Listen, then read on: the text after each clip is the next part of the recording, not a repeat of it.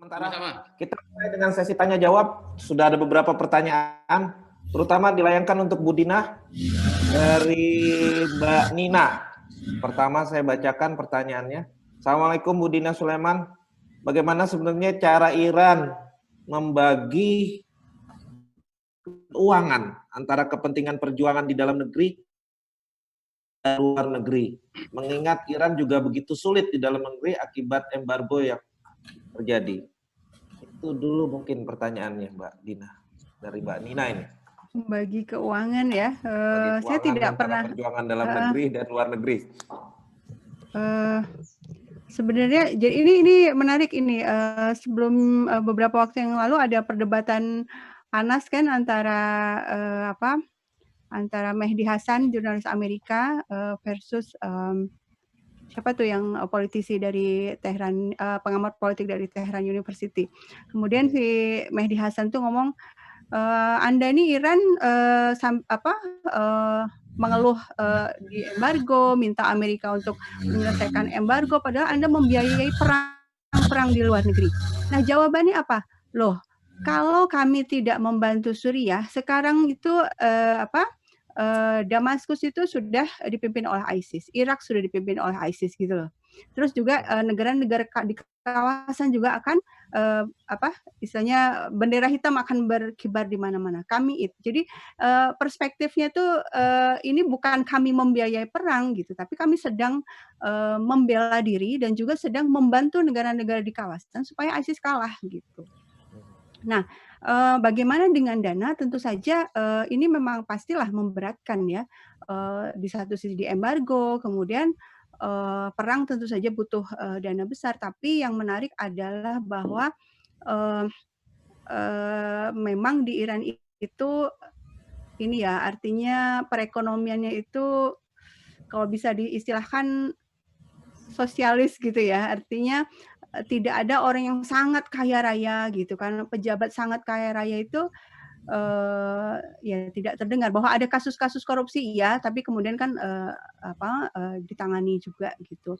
Artinya sumber daya yang ada itu memang dimaksimalkan, kemudian juga manajemen keuangan khusus untuk membela negara itu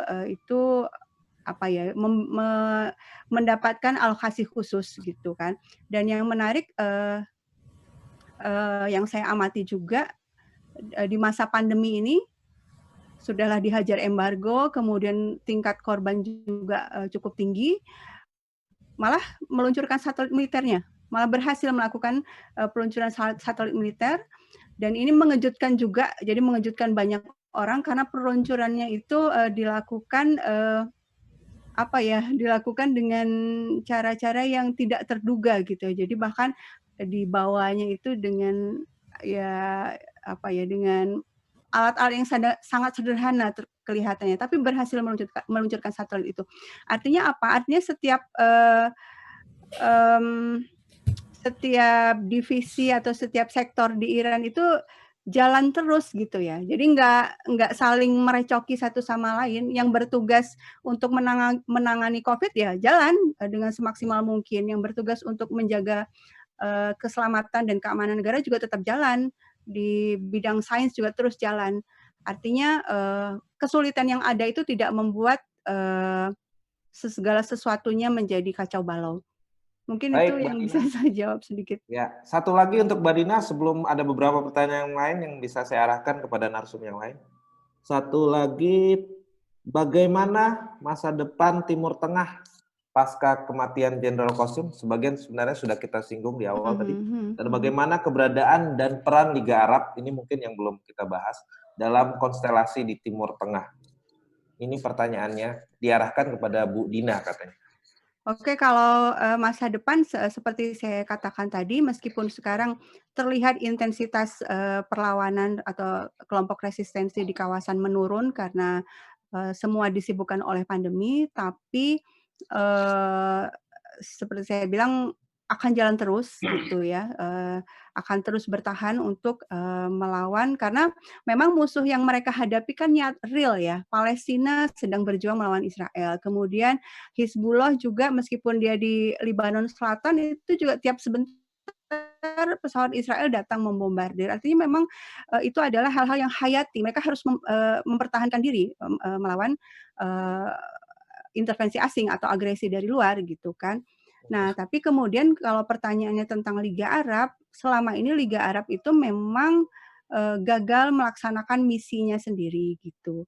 Kenapa? Karena negara-negara Arab itu masing-masing punya kepentingannya sendiri, sehingga dalam sidang-sidang ketika mau membicarakan isu apapun itu tidak pernah bisa muncul kata sepakat, ataupun kalau ada kesepakatan itu hanya di atas kertas tapi tidak bisa diimplementasikan. Penyebabnya adalah terutama saya pernah bikin papernya juga, coba di Google aja di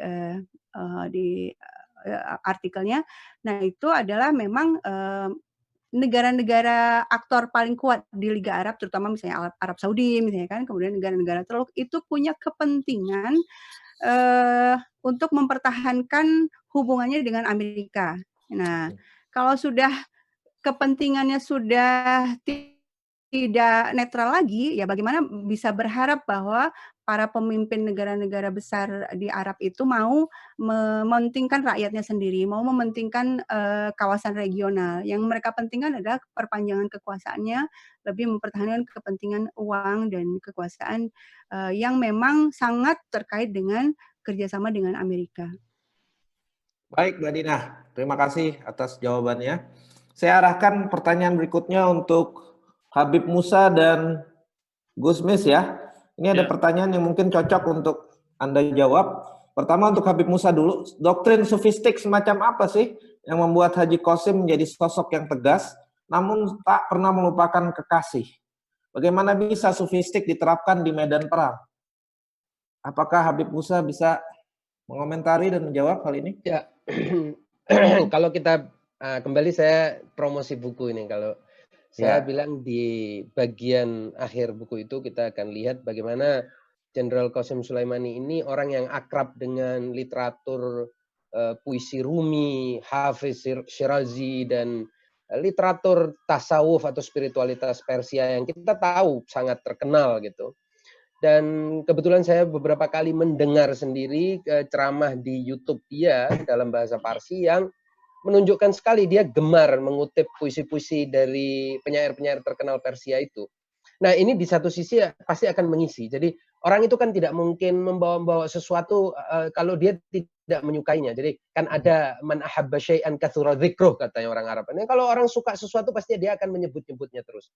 Dari kesukaan-kesukaan itu kemudian timbul keinginan untuk meniru, keinginan untuk menerapkan, keinginan untuk mempraktekkan dan seterusnya. Saya kira itu kemudian mewarnai perjuangan dia secara militer dan di lapangan. Bagaimana misalnya kita lihat tadi sudah disebutkan oleh Gusmis dengan baik sekali bahwa dia bisa merangkul orang-orang yang katakanlah jadi Jenderal Qasim Sulaimani ini kalau kita baca di media barat, dia ini kan jenderal yang penjahat, teroris, haus darah dan lain sebagainya. Tapi bagaimana mungkin orang seperti ini mampu merangkul orang non-Muslim, Kristiani, Izidi dan yang beda madhab dengan dia dan bahkan yang sekuler yang mohon maaf, kita harus jujur. Misalnya Suriah itu tidak mengenal agama dalam pengertian bahwa Asad dan bapaknya, Asad ini dan kemudian Hafiz, Bashar dan Hafiz ini kan orang-orang yang tidak dalam pengertian abangan atau bahkan lebih daripada sekedar abangan gitu. Tapi bagaimana mereka? Sosialis, bro. Sosialis, betul. Sosialis. Nah, jadi kan artinya dia bukan orang yang katakan santri lah kalau bahasa Indonesianya ya. Nah, kenapa Jenderal Qasim Sulaimani itu bisa dekat? Itu kan menunjukkan dia ada mata rantai kemanusiaan, ada jalinan-jalinan kemanusiaan yang bisa dia rajut.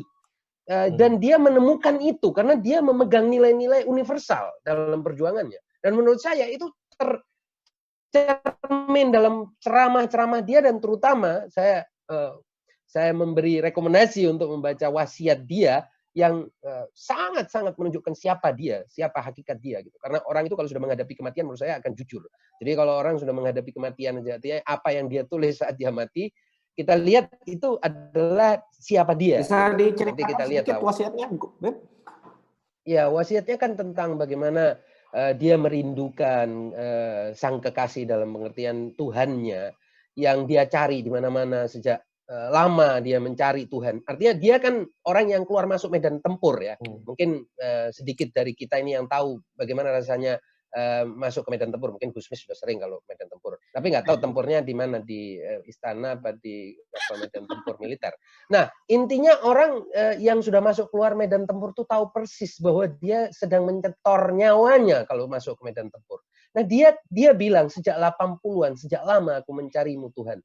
Tapi engkau selalu seolah-olah menghindariku, aku mungkin punya tugas lain gitu. Dan sementara teman-temannya pergi, kafilah syuhada ini berjalan dan seterusnya, dan dia merindukan mereka. Bahkan di sebuah kisah yang saya sebutkan di situ, di Sungai Arvan yang di dekat perbatasan antara Irak Iran itu, dia pernah mengenang. Kalau nggak salah ini kejadian tahun 2009 lalu. Dia mengenang gugurnya teman-teman rekan-rekan syuhada dia di sungai itu, dan dia bilang, aku tidak akan pernah, kata dia, meninggalkan jejak-jejakmu, dan aku akan selalu jalan di jalan kerinduan ini. Jadi kita lihat dia rindu apa? Nah, di hadis qudsi yang dia bawakan dalam wasiatnya, dia katakan begini, hadis qudsi itu dia kutip secara khusus. Dia bilang, dia kutip hadis qudsi yang mengatakan begini, wahai hambaku, Tuhan mengatakan, wahai hambaku, mendekatlah kepadaku dan berikan apa yang kau mau kepadaku, maka kelak aku akan membunuhmu. Dan kalau aku sudah membunuhmu, dalam tanda petik ya, ini membunuh pembunuhan cinta. Kata Tuhan, kalau aku sudah membunuhmu, akulah yang akan menjadi tumbalmu dan menjadi diatmu, tebusanmu. Jadi bayangkan, dia mengutip hadis ini di saat dia adalah jenderal yang punya tugas-tugas militer untuk menang. Tapi apa? Ada kerinduan. Dan menurut saya itulah the underlying mission of his life. Dan itu tidak bisa kita... Bisa nggak Numpang nanya, Mas Eritas? Silakan. Itu langsung tadi, Mbak Tejo. Bisa nggak Mas Musa dielaborate lagi tentang ucapan Jenderal Qasim ke musuhnya, bahwa aku akan tetap mencintaimu karena ketika kau membunuhku, kau akan membuatku syahid. Kalau nggak salah begitu. Nah, saya cuma ngasih bandingan, di wayang itu tidak dikenali setelah membunuh, Mas Eritas. Yang dapat menyempurnakan, sampurnake. Jadi ketika di awal tadi ada Arjuna sama Adipati Karna, itu nanti di ending ketemu di Baratayuda.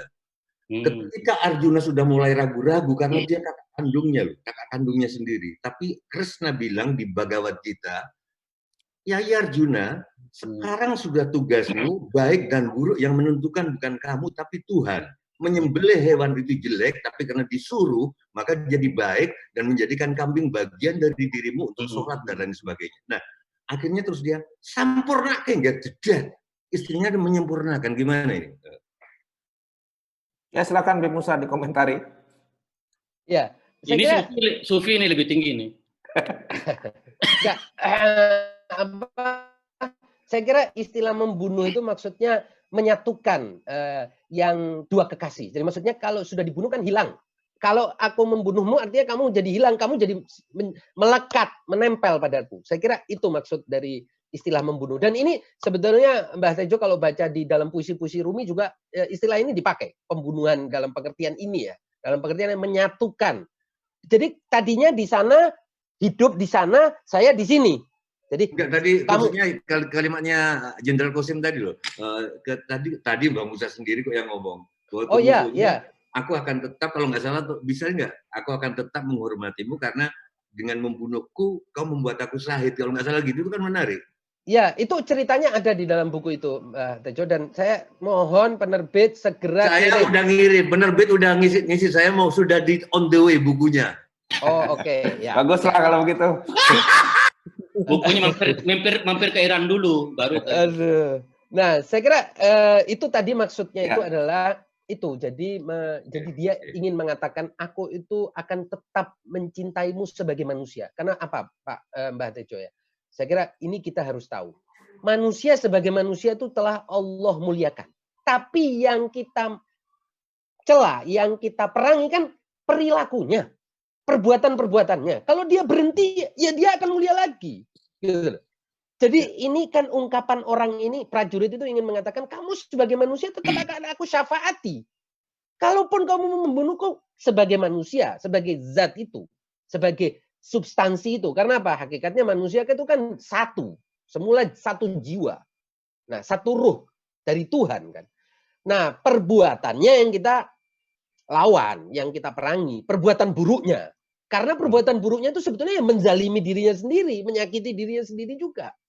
Itu saya kira, tapi ini agak melebar ya. Cuman Terima intinya kasih, saya ingin Gusmus. saya masih ada sekitar 10 menit, sementara ada beberapa pertanyaan yang diarahkan pada penulis dan juga Gusmis. Saya ke Gusmis dulu. Apakah sikap Gusmis yang cukup clear dan progresif tentang Jenderal Qasim ini juga mewakili Muslim NU di Indonesia? Apakah ini hanya singular sikap dari seorang Zuhairi Misrawi? Atau sebenarnya juga mewakili sikap NU di Indonesia?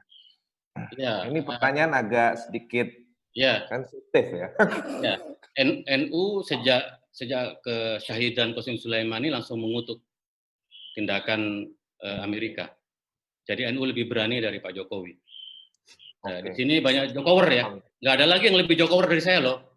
Pak Tejo tahu itu saya belani Pak Jokowi mati-matian. Tapi kan kita diajarkan di pesantren kulil haq walau kana murrun, katakan yang benar walau itu pahit.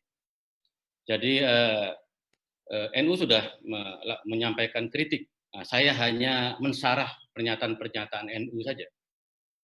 Takdim saya kepada Nahdlatul Ulama. Hari pertama Qasim Sulaimani meninggal, NU langsung mengutuk Amerika Serikat. Karena bagaimanapun tidak diperbolehkan. Kita berandai-andai. Kalau tiba-tiba Amerika ngebom Panglima TNI atau pimpinan militer atau Kopassus, lalu kita diam juga, janganlah gitu. Jadi kita bisa mengandai-andai. Maka ini saatnya kita bersuara terhadap terutama kepada Amerika, karena negara cara mengelola negara itu harus konsisten, bahasa agamanya harus istiqomah. Dan saya kira kita semua tidak akan membenarkan segala kebiadaban tindakan unilateral itu. Jadi saya yakin bahwa ini sudah menjadi pandangan dari Nahdlatul Ulama bahwa ya kita tahu berbeda, NU berbeda dalam beberapa hal dengan paham yang dianut oleh Iran, sudah pasti. Tapi terhadap ketidakadilan dan penjajahan kita sama. Ketidakadilan penjajahan kita harus sama. Indonesia pernah mengalaminya di masa lampau ratusan tahun. Dan kita tidak boleh membiarkan imperialisme itu. Dan jelas, maka NU itu jarang mengeluarkan fatwa politik. Satu-satunya fatwa politik di NU itu adalah jihad fisabilillah melawan Inggris dan Jepang di Surabaya. Itu jelas sikapnya. Pembunuhan terhadap Qasim Sulaimani itu penjajahan. Penjajahan yang tidak bisa dibenarkan. Maka sekali lagi ini bukan soal personifikasi ya. Ini soal ideologi. Ini soal visi kita. Dan kita sekarang hidup dalam dunia global, dalam peta politik, dalam geopolitik. Masih ada agenda tadi itu Palestina yang harus kita bela.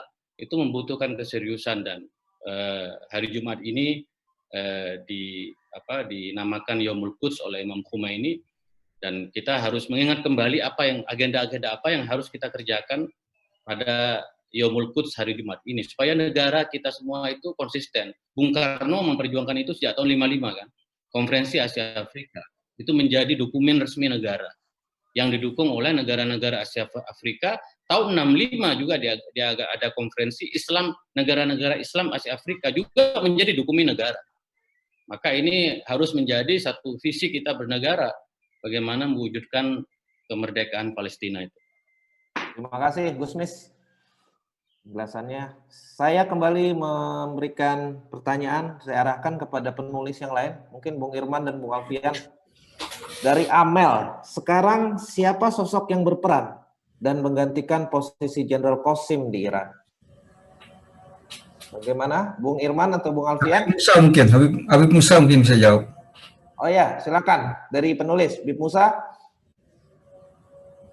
Siapa yang berperan dan menggantikan posisi Jenderal Qasim sekarang di Iran? Ya. Artinya setelah Jenderal Qasim apakah ada yang lain? Ya, sekarang yang memimpin itu namanya Vanoni kalau nggak salah ya. Ismail Qanai itu. Ya, Ismail Qanai, maaf ya. Itu jelas dari segi wibawa dan prestasi dan karir jelas di bawah Qasim Sulaimani seperti yang saya tahu ya.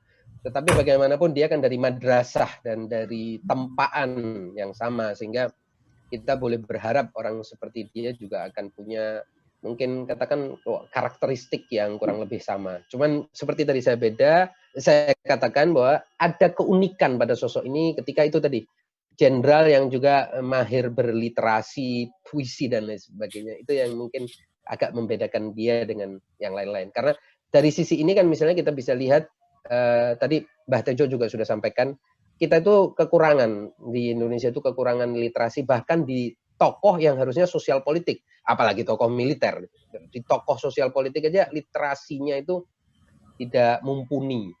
Ini saya tidak mau bicara tentang yang menilai orang ya, tapi ini kita rasakan lah sebagai orang yang di dunia penerbitan kita bisa tahu lah itu gitu. Ya. Di penulisan juga ya. Terima kasih Beb. Sekarang pertanyaan mungkin saya arahkan ke Mbah Tejo. Ada banyak pertanyaan nih, mohon maaf para penanya saya tidak mungkin bisa melayani semuanya, jadi saya akan mengkurasi kira-kira pertanyaan yang relevan. Tentu semuanya relevan, tapi yang bisa saya arahkan kepada... Enggak. Ini kayaknya pertanyaannya cocok dengan Mbah Tejo. Apa yang mesti kita lakukan di Indonesia? Mau mengerti satu hal yang sama tentang penjualan besi tua sebagai orang Madura. Sate juga. Jadi kira-kira kita masih punya 4 menit, 2 menit, Kang Tejo, Mbah Tejo. Apa yang mesti kita lakukan di Indonesia dari sisi tatanan grassroots, cendekiawan, aktivis?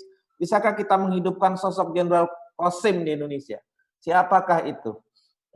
Mungkin kalau dalam 2 menit, mau atau nggak mau, kita hidupkan ideologi lagi. Salah satu cara menghidupkan ideologi, para pemimpin harus sastra ngomongnya.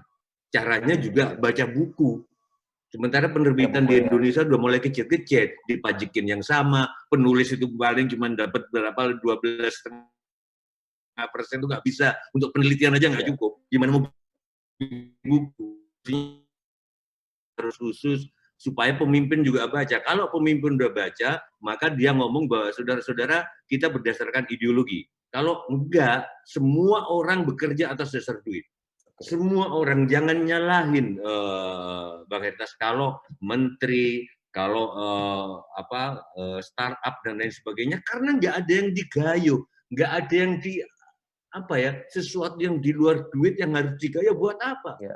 Saya aja juga nggak mau kalau misalkan pentas di mana nggak dibayar, karena nggak jelas, ideologinya nggak jelas. Itu saya kira dalam baru kita bisa yang seperti Mbak Dina tadi omong. Bersastra dan membaca untuk bahwa investasi bukannya satu-satunya agama, karena tanpa investasi pun ternyata bisa hidup. Contohnya Iran, bahkan rumah tangga itu kenapa kok bisa hidup tanpa era PBN, tanpa era PBD loh rumah tangga itu. Mbak juga nggak peduli dolarnya mau berapa, udah nggak peduli, pokoknya nikah. Aku nggak punya duit waktu itu, belum punya, nikah. Ada habis nikah dikasih bantuan numpang di garasi teman. Aku yakin ini sangat agak ateis dalam tanda kutip era PBN ini gitu. Udah jalan aja, setiap kali butuh Tuhan pasti ngasih. Asal butuh loh, bukan keinginan. Logikanya negara kayak rumah tangga aja. Intinya kalau pakai era PBN nggak jalan rumah tangga. Aku mesti punya rumah dulu baru nikah, udah nggak jalan, udah kayak jomblo terus. Baik Mbak Tejo. Kita masih punya 2 menit, sementara saya ada request dari penerbit, dari organizer, agar ada sesi foto bersama. Jadi sebelum saya kembali menyerahkan ke Mas Farid sebagai organizer, saya mengucapkan terima kasih kepada penulis. Kita kehadiran 200 lebih partisipan, ini saya memoderatori diskusi paling besar yang pernah saya lakukan. Saya juga terlibat diskusi paling besar, ya, ada sekitar 200-an orang yang ikut dalam diskusi kita. Saya terima kasih pada penulis, Habib Musa, Mas Irman, dan Mas Alfian. Mbah Tejo sebagai narasumber kita, terima kasih atas senandungnya, kritiknya. Kang Zuhairi Misrawi, Ustadz Zuhairi, dan Ustazah Dina Sulaiman. Mbak Dina, terima kasih banyak sebagai narsum dan kawan-kawan semua.